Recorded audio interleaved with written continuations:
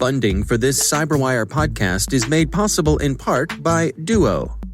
While remote work has been on the rise for years now, the recent rapid expansion of work-from-home culture presents new security challenges. It's Duo's mission to make application access more secure for organizations of all sizes. Duo's modern access security is designed to safeguard all users, devices, and applications so you can stay focused on what you do best. Give your organization the peace of mind that only complete device visibility can bring. Visit duo.sc/cyberwire to sign up for a free 30-day trial. And we thank Duo for sponsoring our show.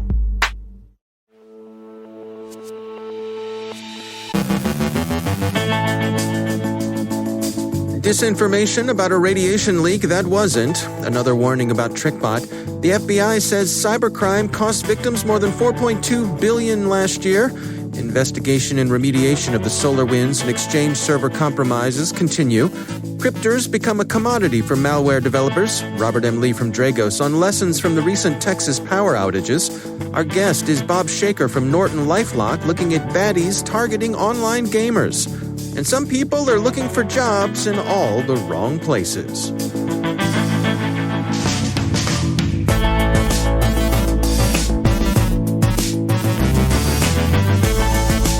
From the CyberWire studios at Data Tribe, I'm Dave Bittner with your CyberWire summary for Thursday, March 18, 2021.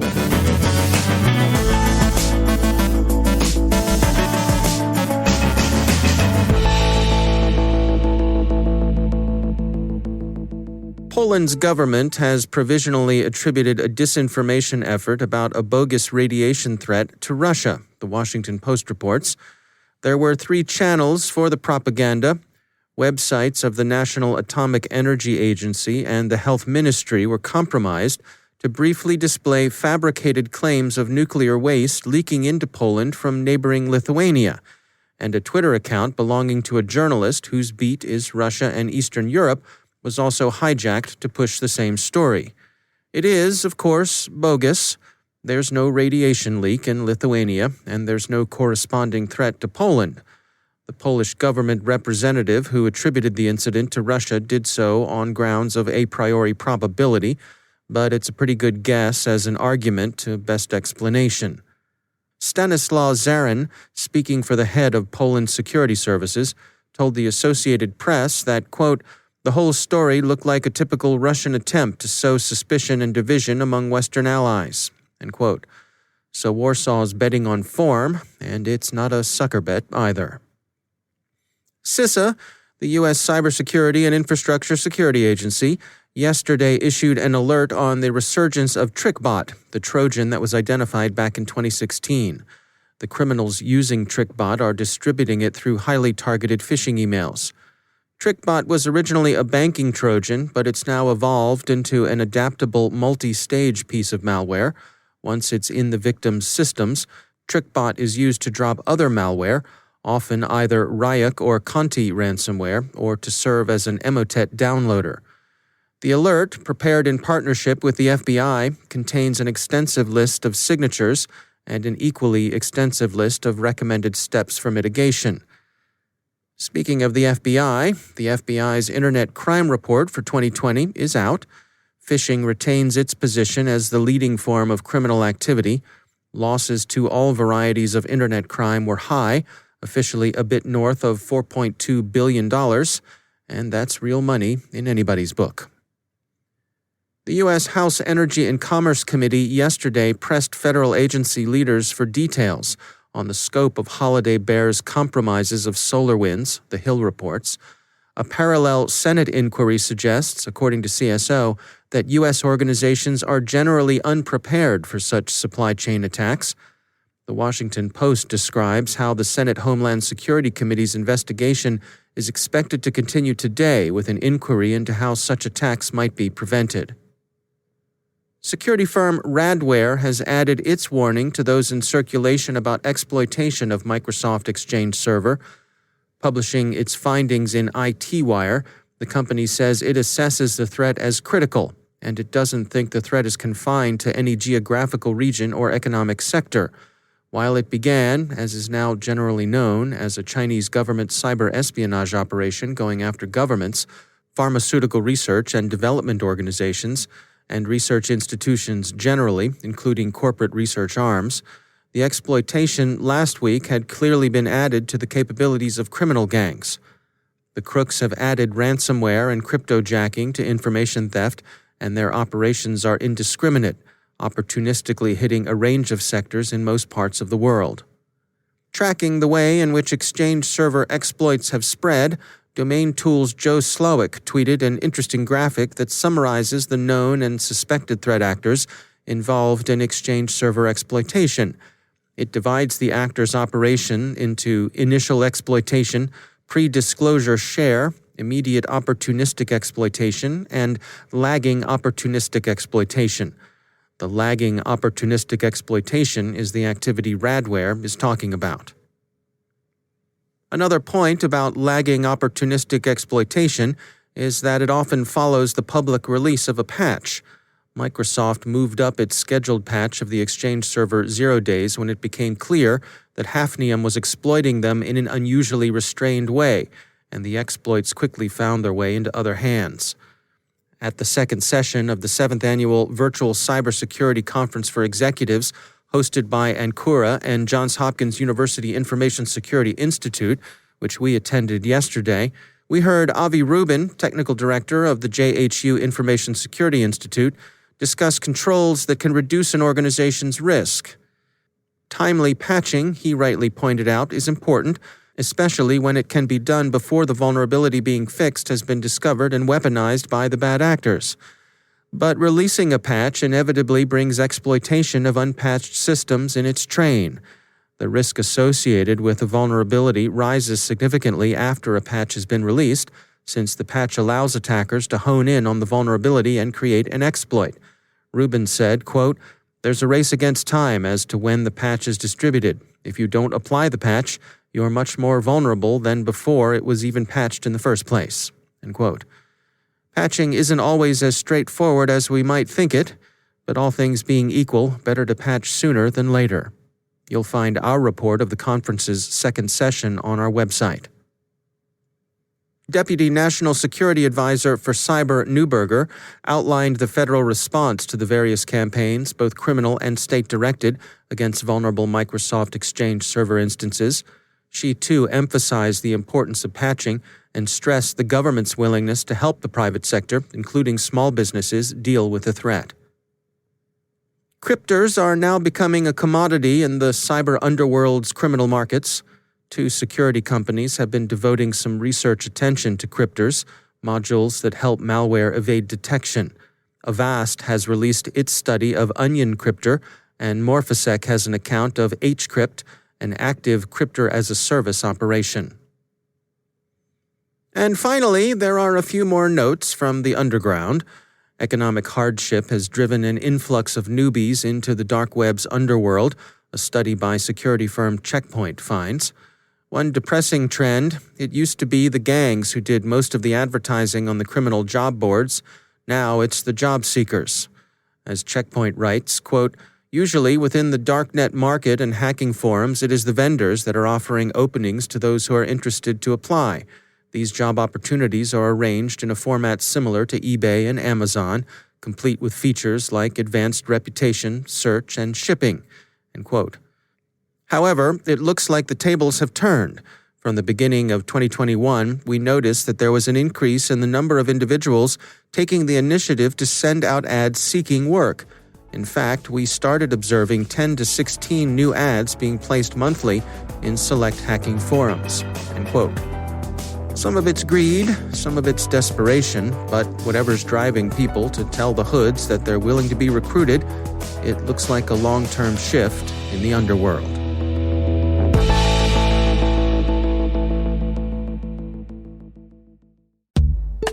It's time to take a moment to tell you about our sponsor, Recorded Future.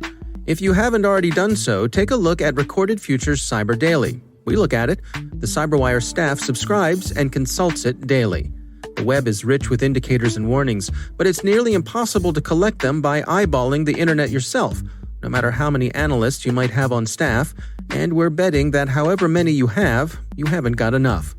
Recorded Future does the hard work for you by automatically collecting and organizing the entire web to identify new vulnerabilities and emerging threat indicators. Sign up for the Cyber Daily email to get the top trending technical indicators crossing the web. Cyber news, targeted industries, threat actors, exploited vulnerabilities, malware, and suspicious IP addresses. Subscribe today and stay ahead of the cyber attacks. Go to recordedfuture.com/cyberwire to subscribe for free threat intelligence updates from Recorded Future. And we thank Recorded Future for sponsoring our show.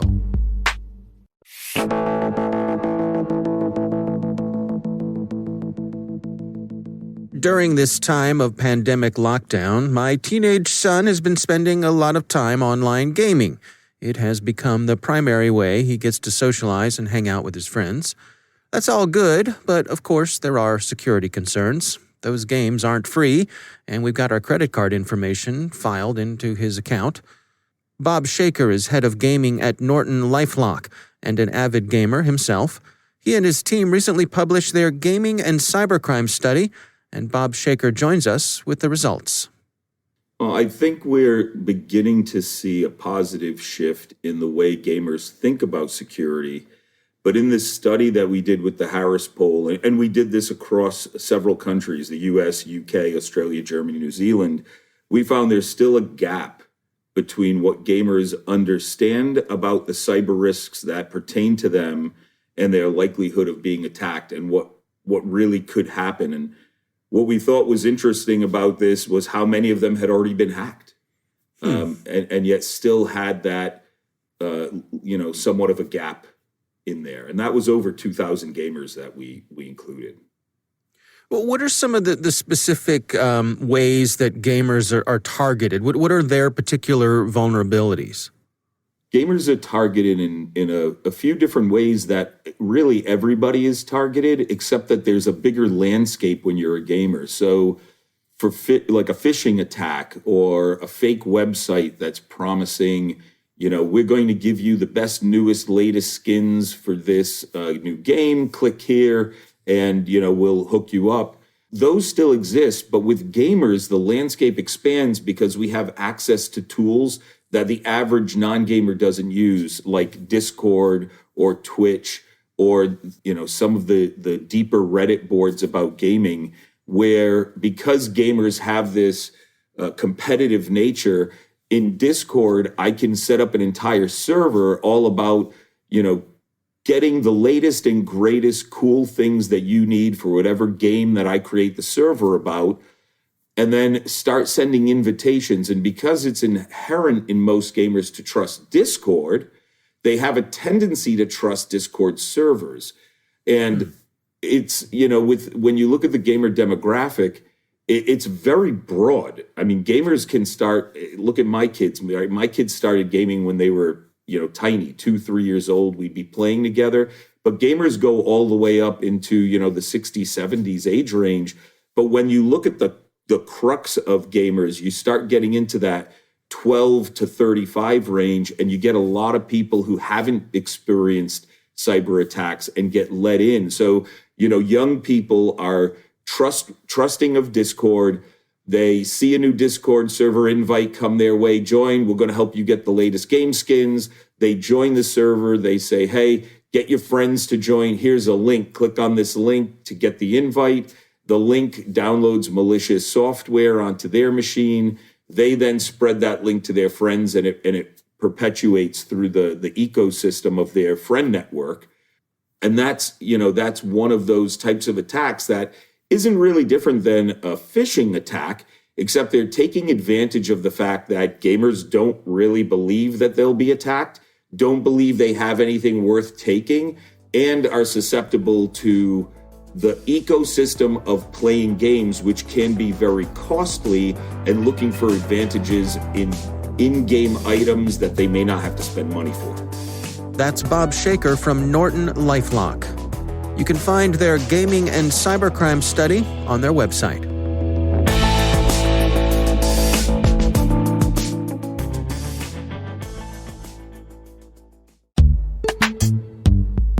It's time to take a moment to tell you about our sponsor, LookingGlass, a global leader in cybersecurity. Just a quick glance at recent news reminds us that cyber threat actors are becoming more sophisticated, organized, and deliberate. The reputational, financial, and operational damages from these attacks are increasing at a truly alarming rate. How is your organization ensuring that your defenses stay a step ahead of the cyber attacks? LookingGlass can help you tailor your threat intelligence to ever-changing attack vectors and adversaries. Tailored threat models help your security team work smarter, more efficiently, and proactively to optimize your cybersecurity investments. Find out how your organization can develop customized threat models at lookingglasscyber.com/cyberwire. And we thank LookingGlass for sponsoring our show.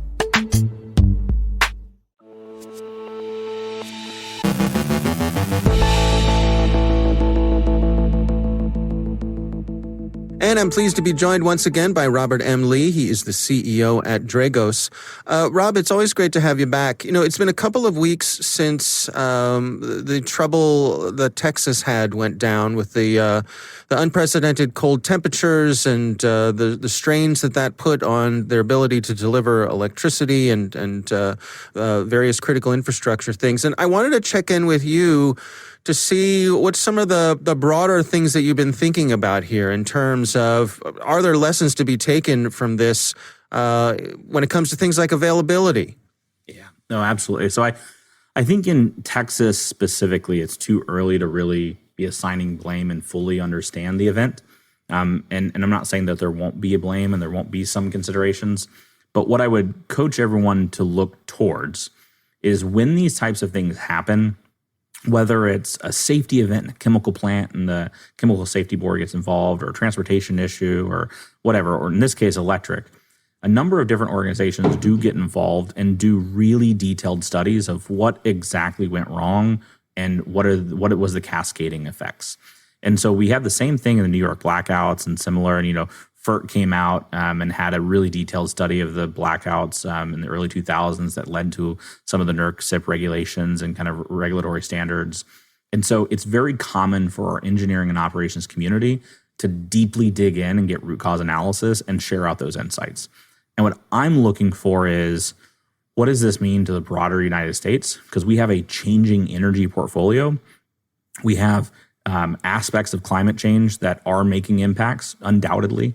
But we also have a changing energy portfolio. What I mean by that is we're offloading a lot of fossil fuels like coal. We're bringing up a lot of like natural gas. Natural gas takes up more energy, is the source of more energy production in the United States now than ever before. We're also thinking about bringing nuclear back some. We're also talking about green energy plans from the Biden administration and like distributed energy resources like solar farms and wind farms and similar that we bring online, and electric vehicle chargers and so forth and so on and so on. So we have all of these massive changes happening all at once and in a relatively short amount of time. So it is appropriate to look at what went wrong and what can inform what we're doing in the future. And it's going to relate to grid stability and modernization. It's going to relate to better analytics and understanding of the data. It's going to relate to grid storage and battery storage. It's going to relate to not being overdependent on any one energy resource. It's going to relate to the operators of the grid and kind of the reliability coordinators and what their role is. There's going to be a lot of, I think, good takeaways to learn. And one of the things I love about especially the electric community is they deeply study these things and look at the studies, and they are very thoughtful with applying lessons learned. You don't have to like go coach them to apply it. They will all be digging into this and doing that. And so I think that's what I would recommend to folks to look for, is kind of the reports that come out of this. And I would take away some confidence that the utilities themselves are most certainly going to be digging into these. What about things like climate change? I mean, I don't think it's unrealistic for folks to think that, if my local Home Depot in Dallas isn't fully stocked up on snow shovels, like that's an unreasonable thing. We have the historic weather patterns, but we can't really rely on those the way we used to. It seems like not only are things changing, but the rate of change is increasing as well. Yeah, for sure. I mean, climate change, it's always funny. It becomes like a political topic. I don't know why. There's no political topic here. Climate change is happening. End of story. If you don't like that, that's fine. Please go buy a diesel generator. Let's not talk about grid discussions. But for the rest of us, climate change is happening and it's impactful, and it is not unreasonable that Texas did really not think they were going to get into extended 0-degree temperatures. That's not unreasonable. They didn't think about that. However, as we know things are changing now, is it reasonable to go forward and say, well, what kind of events do we want to prepare for? And if those kind of breaks take place, if it happens that we get to 0 degrees Fahrenheit and we're not prepared for that, then what is the plan ahead of time to make sure that we know how to work across our utilities to make sure that we don't burn out transformers as recycling power so that recovery takes weeks longer than it should and things like that. So whether or not it's unreasonable to prepare, I think we can still prepare in some way. But I would actually say I don't think it's really unreasonable to prepare at all. And there's already mechanisms in rate recovery and resourcing the government, et cetera, to do what the utilities think is the right call. They obviously didn't think it was the right call in this case. We should understand their logic before we cast any blame yet. Once we understand their logic of why they thought that, then we should look to figure out what we can amend and do better in the next time. All right. Well, Robert M. Lee, thanks for joining us.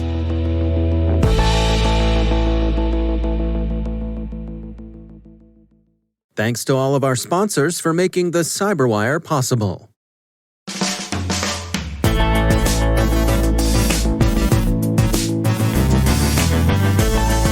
And that's the CyberWire.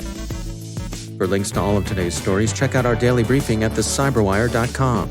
And for professionals and cybersecurity leaders who want to stay abreast of this rapidly evolving field, sign up for CyberWire Pro. It'll save you time and keep you informed. The proud bird with the golden tail. Listen for us on your Alexa smart speaker, too. The CyberWire podcast is proudly produced in Maryland out of the startup studios of Data Tribe, where they're co-building the next generation of cybersecurity teams and technologies. Our amazing CyberWire team is Elliot Peltzman, Peru Prakash, Kelsey Bond, Tim Nodar, Joe Kerrigan, Carol Terrio, Ben Yellen, Nick Valecki, Gina Johnson, Bennett Moe, Chris Russell, John Petrick, Jennifer Iben, Rick Howard, Peter Kilpie, and I'm Dave Bittner. Thanks for listening. We'll see you back here tomorrow.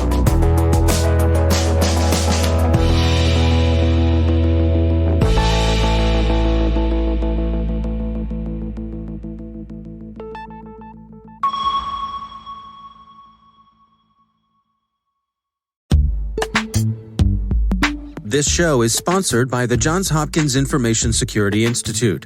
Assessing and managing your organization's top risks is key to protecting its sensitive data.